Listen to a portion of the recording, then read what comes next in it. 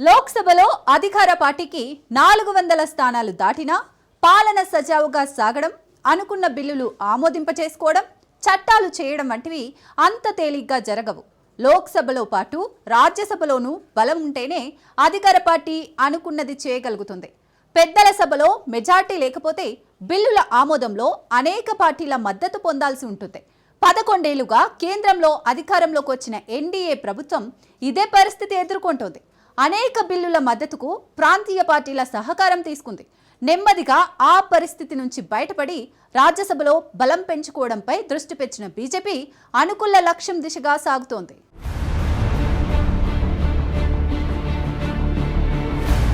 దేశంలో అతిపెద్ద పార్టీగా ఉన్న బీజేపీ ఎగువ సభలో కూడా సంఖ్యను పెంచుకుంటోంది. వరుసగా 11 ఏళ్ల అధికారంలో కాషాయ పార్టీ రాజ్యసభలో సొంతంగా బలాన్ని పెంచుకోవడంలో కొంత వెనకబడింది.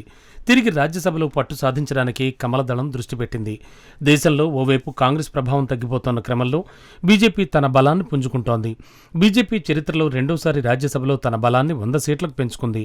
బీజేపీకే కాదు, దేశ రాజకీయాల్లోనే ఇది కీలక పరిణామం. ఎందుకంటే 3 దశాబ్దాల తర్వాత ఓ పార్టీకి పెద్దల సభలో ఇంత పెద్ద మొత్తంలో బలం ఉండడం ఇదే తొలిసారి. 1990లో అప్పటి అధికార కాంగ్రెస్కు ఎగువ సభలో 108 మంది సభ్యులుండేవారు. ఆ తర్వాత కాంగ్రెస్ ఎప్పుడూ ఆ స్థాయిలో బలం పెంచుకోలేదు.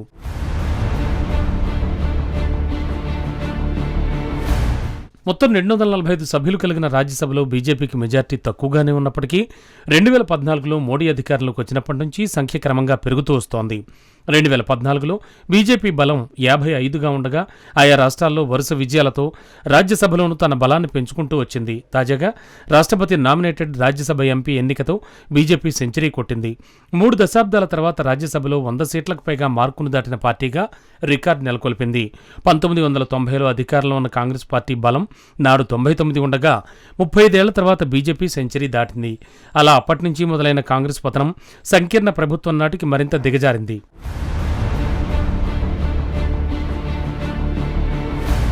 రెండు 2022 తర్వాత తొలిసారిగా భారతీయ జనతా పార్టీ రాజ్యసభలో 102 మంది సభ్యులకు చేరుకుంది.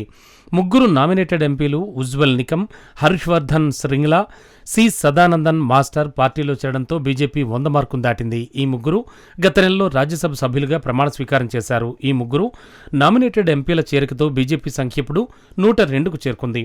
ఎన్డీఏ రాజ్యసభలో 134 మంది సభ్యులను కలిగి ఉంది. వీరిలో 5 నామినేటెడ్ ఎంపీలున్నారు. సభలో 123 మెజార్టీ మార్కును బీజేపీ దాటింది.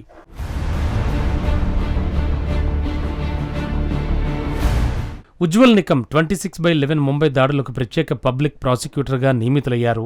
దాడుల్లో పాల్గొన్న ఏకైక ఉగ్రవాది అజ్మల్ కసబ్ను విచారించిన తర్వాత నికమ్ పేరు ప్రఖ్యాతులు సంపాదించాడు. దాడుల్లో పాల్గొన్న ఏకైక ఉగ్రవాది అజ్మల్ కసబ్ను సజీవంగా పట్టుకున్నారు. ఆయనకు 2016లో పద్మశ్రీ లభించింది. గత సంవత్సరం ముంబై నార్త్ సెంట్రల్ స్థానం నుండి బీజేపీ టికెట్పై లోక్సభ ఎన్నికల్లో పోటీ చేశారు. కానీ కాంగ్రెస్కి చెందిన వర్షా గైక్వాడ్ చేతిలో ఓడిపోయారు.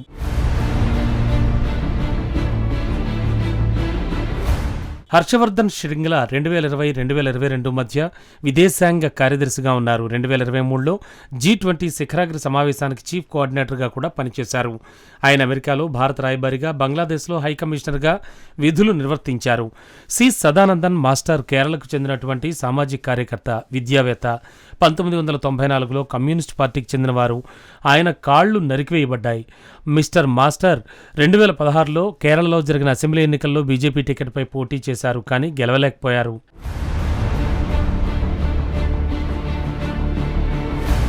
అధికార భారతీయ జనతా పార్టీ బీజేపీకి రాజ్యసభలో గణనీయమైన బలం చేకూరింది. లోక్సభలో మిత్రపక్షాల సహకారంలో మెజార్టీ సాధించిన బీజేపీ రాజ్యసభలో కూడా పట్టు సాధించాలని భావిస్తోంది. రాజ్యసభలో అత్యధిక స్థానాలు గెలుచుకుని బిల్లులను పాస్ చేయించేలా కమలం పార్టీ వ్యూహ రచన చేస్తోంది. ఇక ఇప్పుడు ఉపరాష్ట్రపతి నోటిఫికేషన్ విడుదలైంది. రానున్న ఉపరాష్ట్రపతి ఎన్నికల్లో సత్తా చాటాలని కాషాయ పార్టీ భావిస్తోంది.